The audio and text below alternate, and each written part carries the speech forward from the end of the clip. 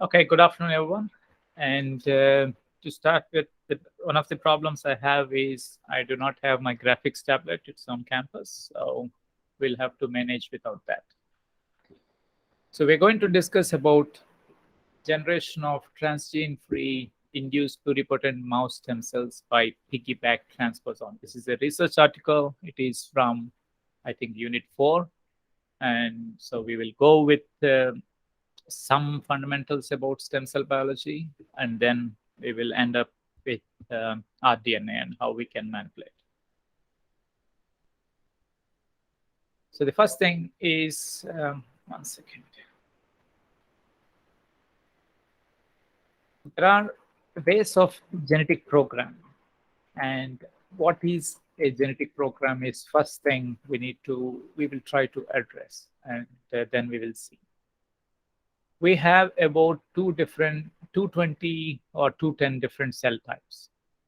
We have 210 cell types, and all of them, or at least majority of them, most of them, have the same genome. The genome is same. But then the cell types, when you say different types, they have different form and they have different function. How is it that having the same genome, how can they have different types of cellular forms and functions? And that is because of differential gene expression, because of epigenetic modifications and gene expression. So if you look at a cell and the genome is the information, genetic information, and whichever genes are expressed, they will form the proteins or RNA, and they may form structures, the proteins, or they may perform enzymatic reactions because of which the cell is formed. And it functions in that depending on the transcriptome and proteome. While the genome is constant in all the cells, we have differences in the transcriptome and proteome. So the goal of stem cells, stem cell biology, is if there is an individual and the individual has a problem, right? The individual has lost some body parts or tissues, or they're defective. And I hope you remember when we started this course, we tried to build motivation towards why we are studying and what is actually going to trouble the human race in the future, the genetic defects that are present. So in that sense, the stem cell technology is going to become vital, the regenerative medicine as a part of regenerative medicine. So we have two things. One is the cell side, that is the stem cells, and the other one is rDNA. When we fuse these two, and that is one that becomes the regenerative medicine that is going to play a key role in the future medicine of humanity. So the concept is simple. If an individual has a problem with a particular tissue, can we put in the tissue? Can we generate the tissue outside and put in? That is one way of trying to do it.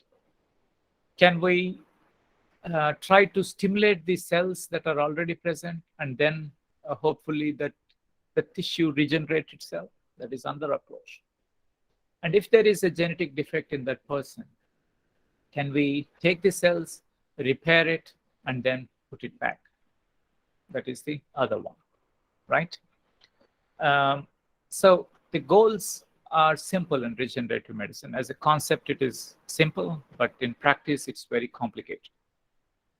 So our goal is to reprogram. Say, for example, one of the tissues is damaged, okay?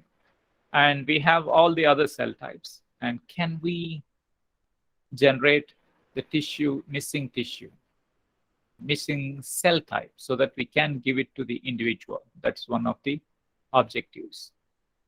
And to change a cell from one cell type to that of another cell type, we need to do reprogramming.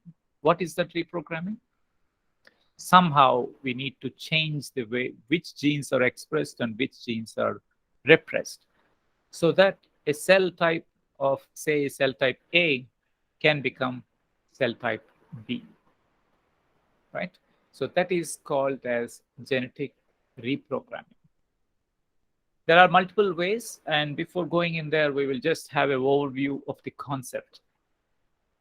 So we take the patient cells, and I will also have a class some other time, or maybe we should be able to do it now itself. I hope many of you have taken the stem cell course, and if you did, you would have known some of the things. And if not, we will just repeat here. Here is a blastula. So a zygote will develop into morula, and morula will develop into a blastocyst. The blastocyst has two types of cells: the outer types, the trophoectoderm cells, and the ICM, we call it as, that is the inner cell mass. The other one, you can also call it as outer cell mass, but that's not a, it's not as one mass, but rather as a something like a ball. All the tissues that are present in this particular, that are in our body have come from the ICM, that is called the inner cell mass. If we take it out of the blastocyst and we culture it in plates, then we call them as embryonic stem cells. Okay, and the embryonic stem cell technology is what we use this from these cells. That means when we said ICM, all the body that we have in all the cells in our body have arisen from ICM. That means embryonic stem cells have that capacity, and that capacity or potency is referred to as pluripotency. That means they have the capacity to give rise to any cell types. So don't worry if you're missing some things. With stem cell fundamentals, I will try to have one more class some other time when I have the graphics tablet, and then we can probably discuss again. Zygote is the only one that is totipotent. That means it can give rise to a complete organism. The ICM can give rise to all the different cell types, but it cannot give rise to a complete organism. Okay, so the pluripotency means it can give rise to any cell type. So if we have a patient, and we cannot just take any type of cells and put it into this individual because of immunorejection, right? So we need to have cells that are compatible, immunocompatible with this individual. In that case, what we will do is just, excuse me.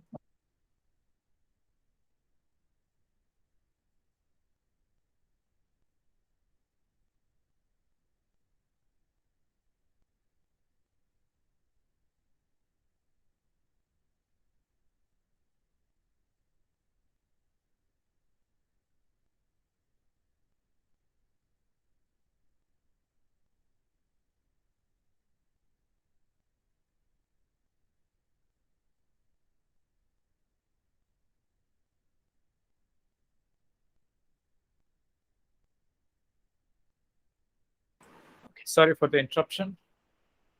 So I guess I was in this case. So we need to have cells that are compatible with the patient. So if we want to derive, say, for example, a liver cells, we can get them from embryonic stem cells, but his embryonic stem cells are not there because he has already grown into an individual, isn't it?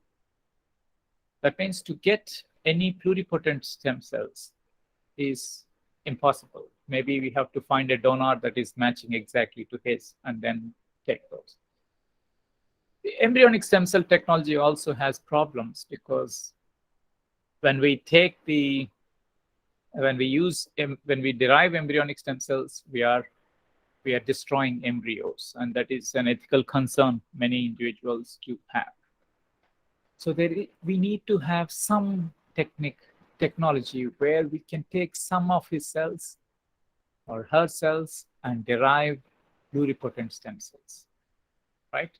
Those are called as, if we can do that, and those are called as induced pluripotent stem cells. Okay. And if we could get that, say we have taken, we have taken the cells from his skin, for example, and then we have reprogrammed them.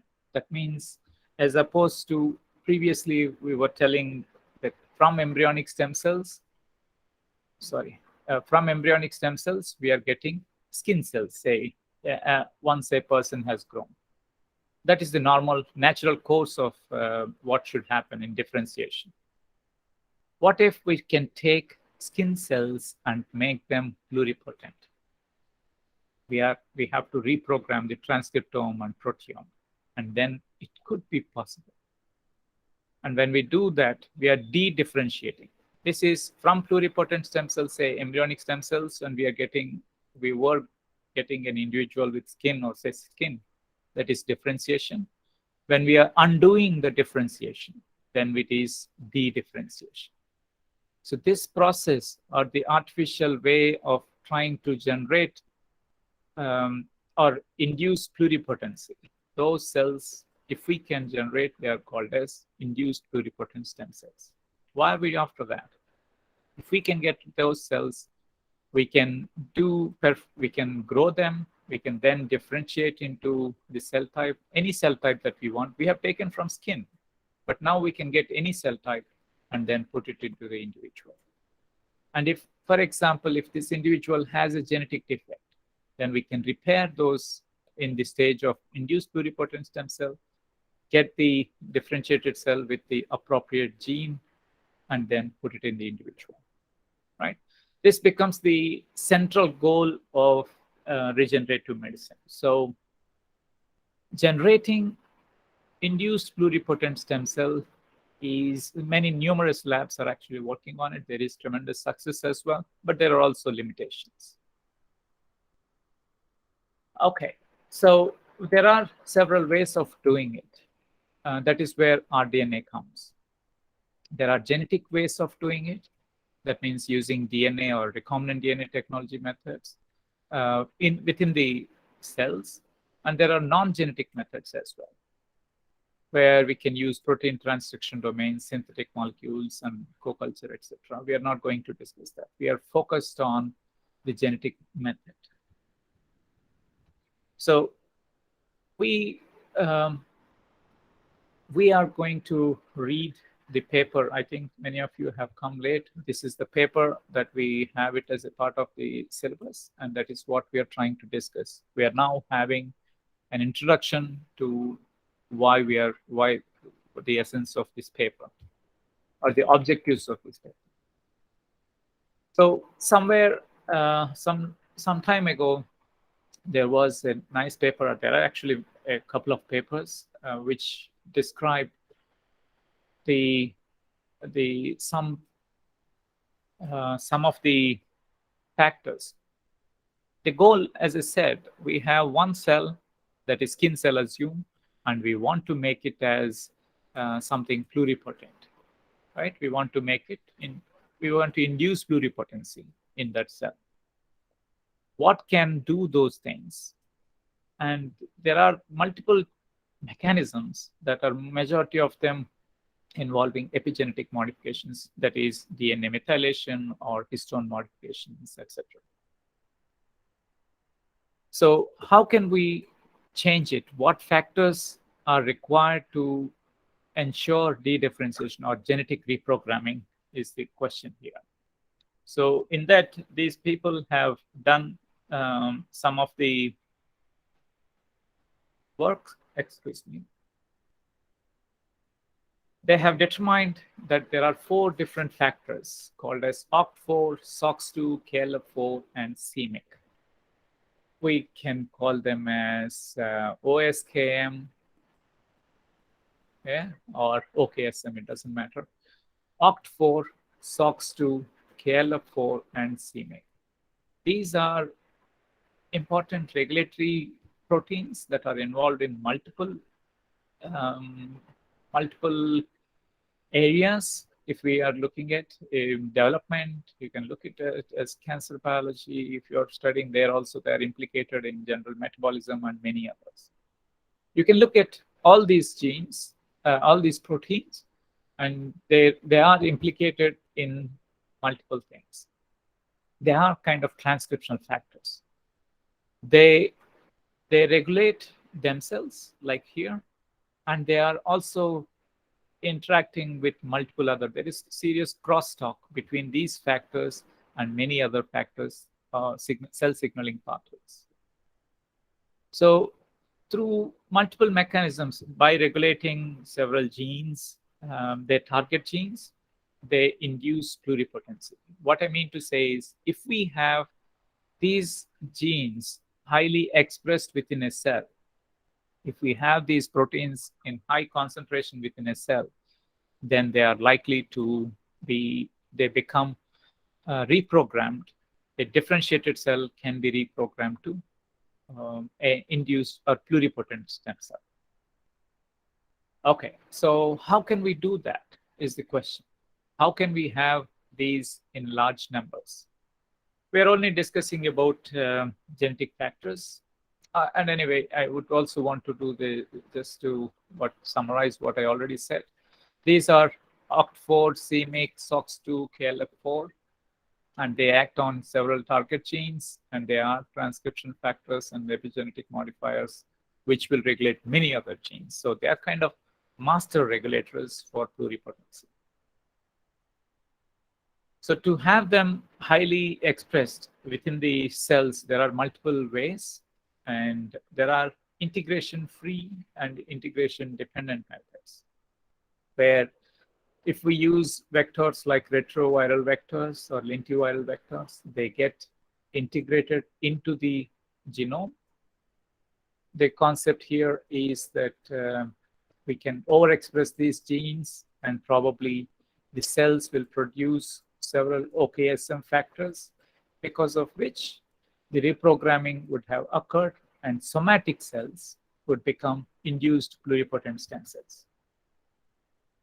But as you know, with any kind of rDNA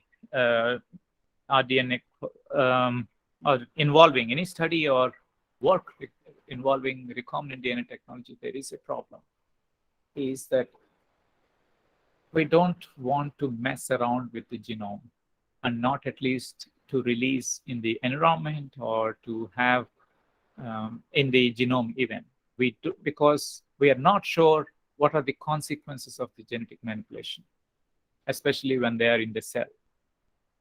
What if the genetic manipulation causes a cancer at a later stage?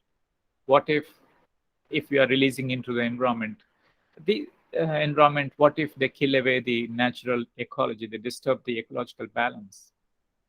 So these are some of the questions which we will also discuss at a later time about the ethics and regulatory things a little bit, so that we know how to think about those stuff. So in that case, we can use other methods which are integration free, by non-integrating viruses, plasmids, and the safest ones would then be these, where using recombinant proteins or mRNA, microRNAs, or small RNAs. The problem is the integrating type are very efficient. That means the somatic cell reprogrammed to induce pluripotent stem cell is very high, but they are not safe.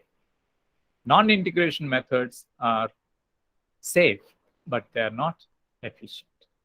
So we need to have a very efficient way of producing or of reprogram, and that is the goal that these people have, or we all have.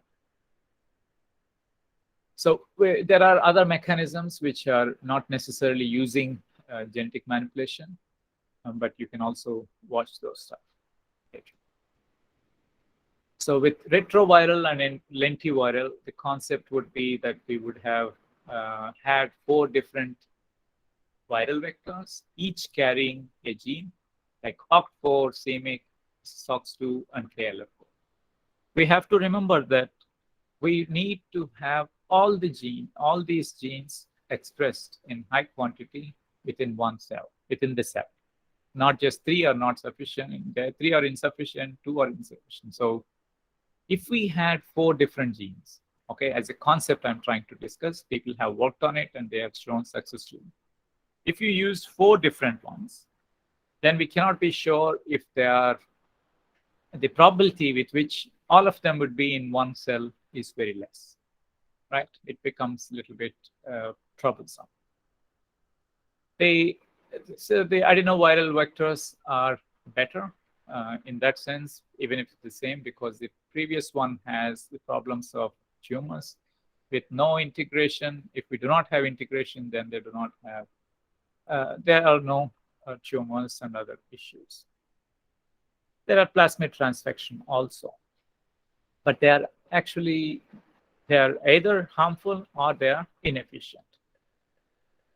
We want to develop a protocol for induced pluripotent stem cells. And if we want to do that, the ideal concept would be induced pluripotent stem cells would be there should not be any change in the genome.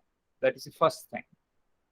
We should have appropriate expression of OSKM or OKSM factors within the cell. And then we should have reprogramming should have occurred.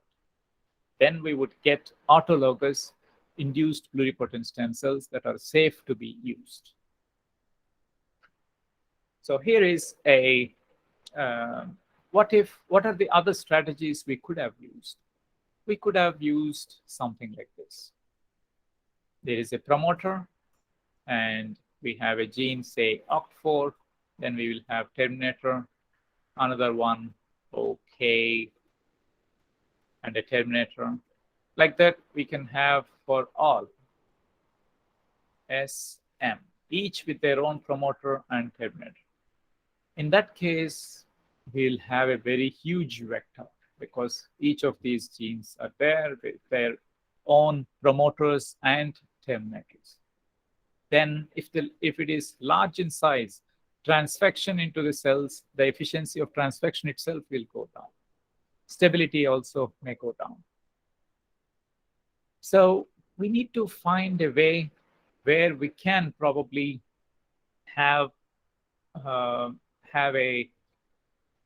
what if we can do like this? Take a promoter and put OK, OKSM or OSKM like this, right? One promoter and one terminator, which should produce mRNA. But this is not how things work, right? In eukaryotes, if you know had a question, differences between the mRNA of prokaryotes and eukaryotes. Prokaryotic mRNAs are polycistronic, meaning that they can have multiple open reading frames in one mRNA, where translation would have produced one protein each, like this, from the same mRNA. Eukaryotic mRNAs, on the other hand, are like this. They only have one, monocistronic, you call it. They will only produce one protein. That is because during translation, the 5' G cap is essential for recognition and initiation of translation. And then the ribosome would translate and produce one protein. If there was an open reading frame like this, then there is no way of initiating translation here. So that is the problem. So is there a way we can generate one mRNA? We can use one mRNA and produce 4 different proteins in a cell, in a eukaryotic cell. That's the question we are trying to address. Sorry. So here there are, I will come to that in a while. Let's check it out. Yes, sorry. The second question we also have is, if you remember transposons, and we are going to use piggyback transposons. I'll come to that in the next class, maybe if I can finish this today. So eukaryotic mRNAs are monocistronic. That means one mRNA can only produce one protein, one type of protein. There are ways in which we can also, especially those that are related with viruses. I hope you have studied or you can recollect what is meant by IRES, internal ribosome entry site, right? There are, especially in mRNAs, where this mRNA can fold something like a initiator tRNA, and the mRNA produced, the ribosome would have, translation would have happened here, and then translation would translate the gene, and one protein, the OR and the protein would be produced. And because there is a stop codon, it will be eliminated. Then, because of these internal ribosome entry sites, we have the second organization or initiation of translation to this open reading frame, and a second protein is produced. Here you see that in one single mRNA is producing two different proteins, right? And that is special. We could have used internal ribosome entry site. There is also another strategy we could use. That is, we can make translational fusion of a protein. So if you know, I can't recollect the exact name of the gene in COVID also, the coronavirus, it produces a large protein. And that protein is cleaved or processed into 4 or 5 functional proteins. It is one mRNA, it is producing one protein, but then they are processed or split up into 4 functional proteins. Why not use that kind of strategy? If we want to do that artificially, we could take, and where does this cleavage occur? It happens at certain sequences or motifs in the proteins. Those are called as self-cleaving peptides, you can say. So we can put an open reading frame. We can add that self-cleaving peptide. Here it is called the 2A peptide. Add another protein, another open reading frame. So we are making a translational fusion. What does it mean? It means we have the start codon here, and there is no internal stop codon anywhere, and then we have a stop codon at the end. Say, for example, we have OCT4 gene here and KLF gene here, and we have a 2A peptide here. If upon translation, this protein will generate a huge protein like this, right?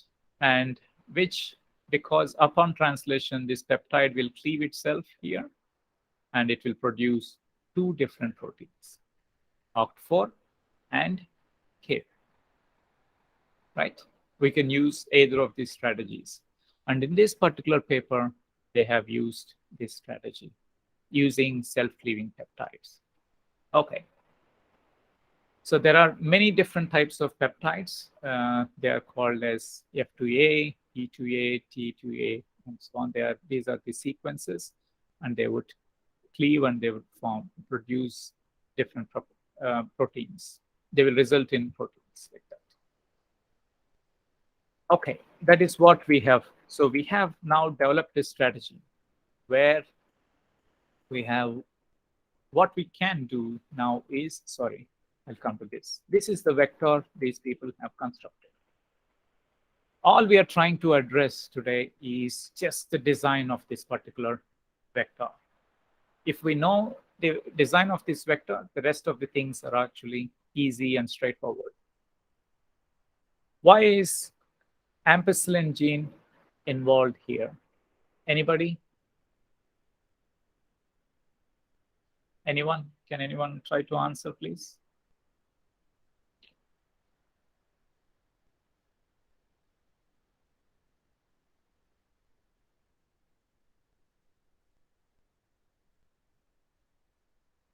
Okay. ampicillin resistance gene. We are doing manipulations. All the manipulations would have been done in E. coli. So for that, if you want to select the transformants from non-transformants, we need a selectable marker, and that is ampicillin resistance gene. And then we will discuss about the other part, the OKSM part of it. CAG is a promoter which will allow the transcription of the genes downstream here. These genes will be expressed. So when it produces, it will, in between each of them, you see these dark labels, right? Those are the self-cleaving peptides. So we have a promoter, then OCT4, S, KLF, SOX2, KLF, and CMYC. And these are the self-cleaving peptides. And here we have another one. It is a polyadenylation signal. The another thing about eukaryotic mRNAs, the important one that you should remember, the first one is, of course, the GCAP and the polyadenylation signal. These two are important for stability and also the translation.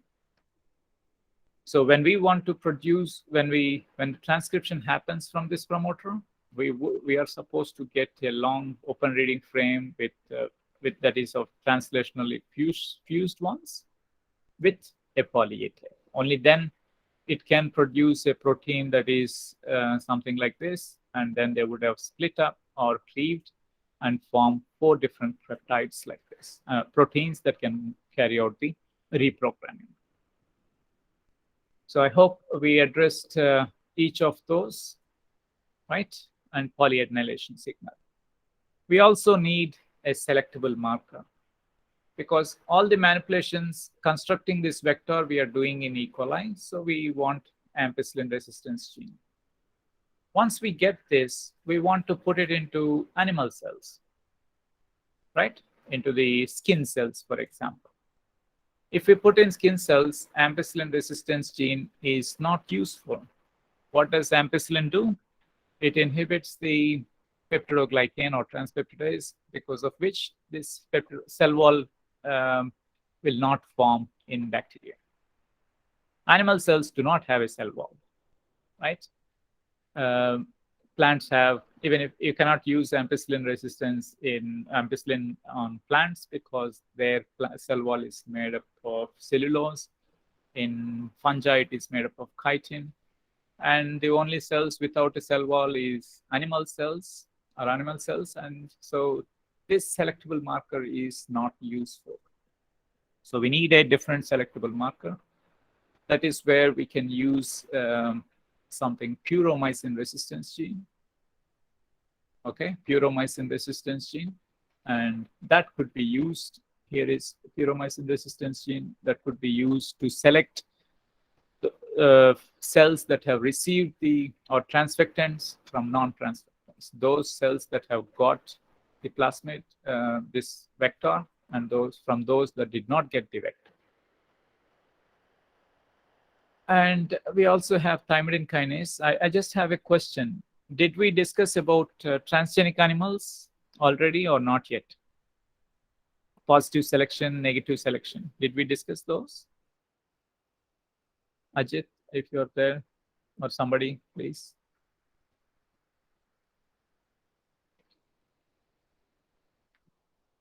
Okay, I'm assuming we didn't, so we'll just go ahead with this.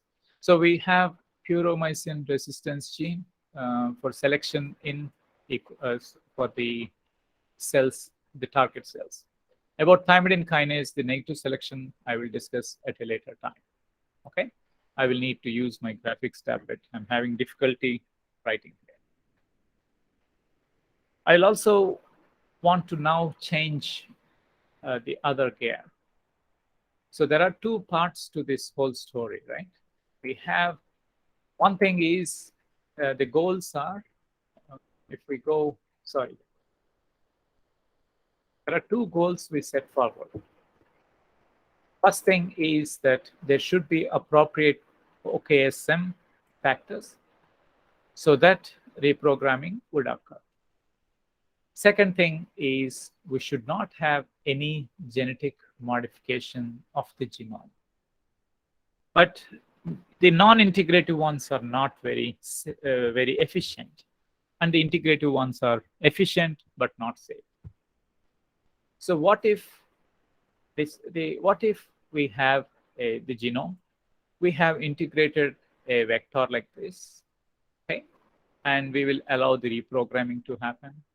Okay, assume that the pluripotent stem cells have formed, and if we have a way of deleting, so this is the integrated one, if we have deleted it from the genome, then the genome now is transgene free.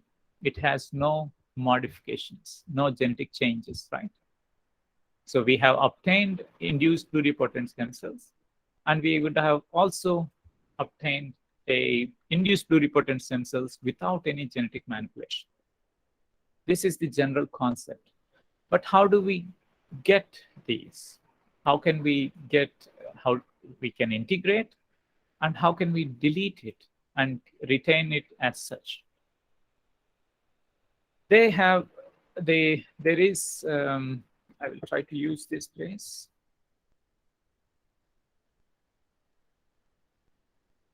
So there are, we read about transposons, I guess.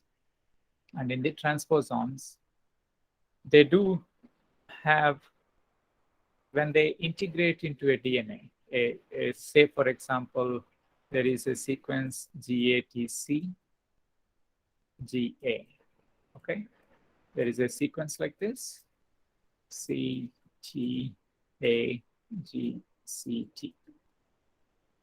And if a transposon has hit into them, and now they're going to, when they hit, they break the DNA like this, G, like something like this,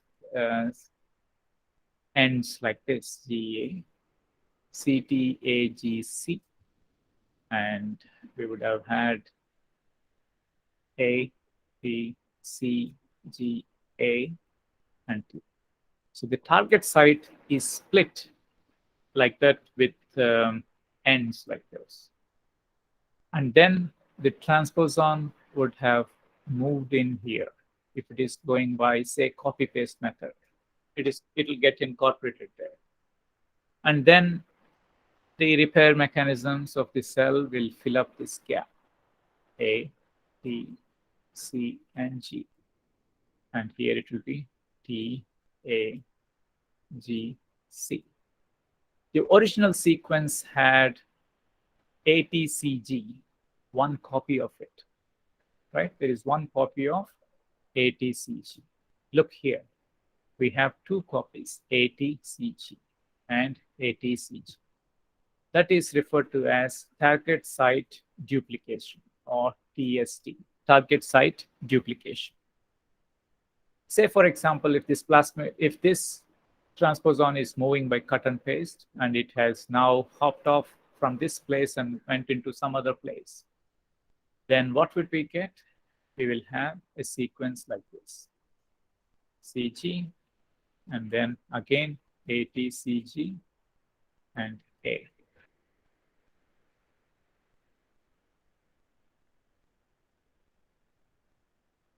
T, A, T, C, A. Apologize for the bad writing, but we have to go with this. So this is the target site duplication still intact. The original genome is like this, but after hitting, it is like this, and after the transposon moving away, it is like this. When we find some things like repeats like these, that is a kind of signature or kind of footprint of that. It indicates, it's not sure, but it indicates that a transposon might have, it was a target site and a donor, and later a donor. That is what is indicated. But transposons seem nice, right? Because they can cut and paste once, they can integrate, and they can move away as well. So transposons is a good choice for our objective. But the problem is when they leave, they are leaving this target site duplication. That is not what we want. We do not want any kind of changes to the genome. So people have found something called as piggyback transposons. They are special because they do not leave any footprint like that. Here is a transposon, piggyback transposon. The light colored one is the transposon here, from here to here. This is the target site, TTA, TTA, target site duplication. Piggyback transposons have, they like to go on hit onto, they have preference for TTAA sequences. When it is time to move from this place to some other location, they would have made a cut in this place, in this location here, and in this location here. Okay, and they would form a hairpin loop like this. If you look at Watson, the molecular biology of gene, you would find several mechanisms, sort of 3 mechanisms at least, out of which one of it is forming this hairpin loop. And then it will move, it has a preference for target site, TTAA, and it will find, when it goes there, it will integrate. When it is integrating, it will make a cut here again. So it has TTAA, and here also TTAA, and it cuts here and here. So we have these staggered ends. They are perfectly base pairing. All we need is ligase to fill this, ligase to seal this gap. And we have a new target site with target site duplication. Look at what is happening to the donor site. This was the actual donor site with target site duplication. When it is cut, you have AATT overhangs here and TTA overhangs here, right? And they are perfect base pairing, and they would base pair and then sealed. That means the target site duplication that was present here is no longer there. It's just normal DNA, right? That is why piggyback transposons are a good choice for use in transgene-free integration system. You integrate and you delete because they are transposon. They have transposase enzyme, which is a recombinase, site-specific recombinase, and then it can remove the DNA at a later stage. But piggyback transposons are special that they do not alter. They will leave the site as it was before the transposon was hit. So that is why these people have made a vector based on a piggyback transposon. So let's try to look at again. We looked at why to use ampicillin resistance gene. We looked at OCT4, SOX2, KLF, c-MYC. These are the transcriptional factors or master regulators for pluripotency, or they also called as Yamanaka factors. And we have these self-cleaving peptides like T2A in here. We have a polyadenylation signal so that when the mRNA is produced, it will also get a poly-A tail. And we have a promoter that is CAG, and we have transposon, the piggyback vector. How much do we want for the integration to happen from here until here? This part of it, we want integration to happen. We also have, as I discussed, we want a selection marker for selecting the transfectants from non-transfectants. So we have puromycin resistance gene. We also have thymidine kinase for negative selection, which we will discuss in the next class. Okay, I will try to have this and transgenic animals we haven't discussed. I'll also follow it up with this. So we will discuss the same positive selection, transgenic animals and this one together. So we will understand things better. If you have any questions, you can please let me know. But otherwise, I will, positive selection, I need the pen. If possible, we'll get it, and then I hope I'll be able to present it. Or else I will also post a video from the last time I recorded. You can also watch that. Okay? Any questions?